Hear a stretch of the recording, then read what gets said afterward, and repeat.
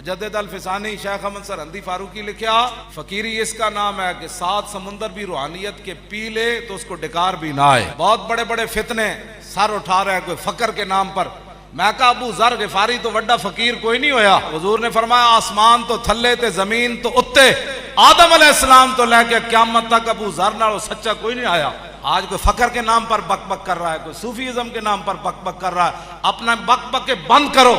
دین وہی ہے جو رسول اللہ دے کر گئے. ابو ذر غفاری تے کر دے کی سن, پیریاں مریدیاں کرتے سن, مرداں تے کڑیاں نو کٹھیاں کر کے تے دھمال پواندے سن. ابو ذر غفاری حضور دیاں اٹھنیاں چراندے سن. اے کیڑی فقیری ہے کڑیاں مونڈے نو کٹھیاں کر کے تے جناب دھمال پانے تے میں فلاں مقام پر پہنچ گیا, میں فلاں مقام پر پہنچ گیا, میں فلاں مقام پر پہنچ گیا, میں فلاں مقام. تیرا کیڑا مقام ہے؟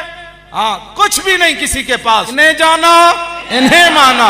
اگر کسی کو کوئی ملا ہے تو وہ رسول اللہ کی وجہ سے ملا ہے اور وہ اس کو ہضم کر کے بیٹھے. سائیں توکل شاہ بالوی لکھیا بزرگاں کو ایک فقیر آیا, وہ جدوں چلا گیا نا تے آپ نے فرمایا کہ اے جڑا فقیر میرے کو آیا نا ایدی فقیری اللہ نے سلب کر لئی. اے فقیر کوئی نہیں لیکن انہوں پتہ کوئی نہیں ایدی فقیری رب نے واپس لے لئی. اور جڑے مریدین بیٹھے سن انہوں نے کیا حضور جا کے انہوں دسیے نہیں.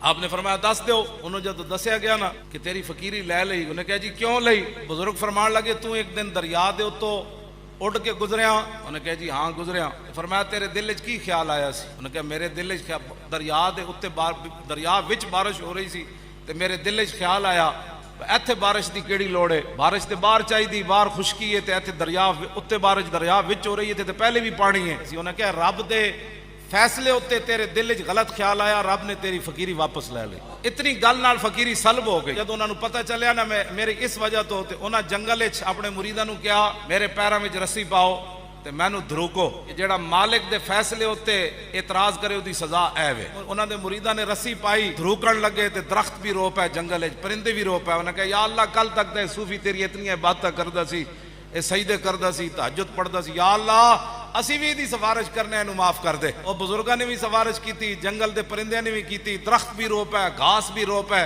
جدوں انہوں معافی ملی نا تے اگوں آواز آئی, فرمایا کہ تو ہمارے فیصلے پر اعتراض کرتا ہے کہ ہمیں بارش باہر برسانی چاہیے تھی, درخت میں تو دریا میں تو پہلے بھی پانی ہے.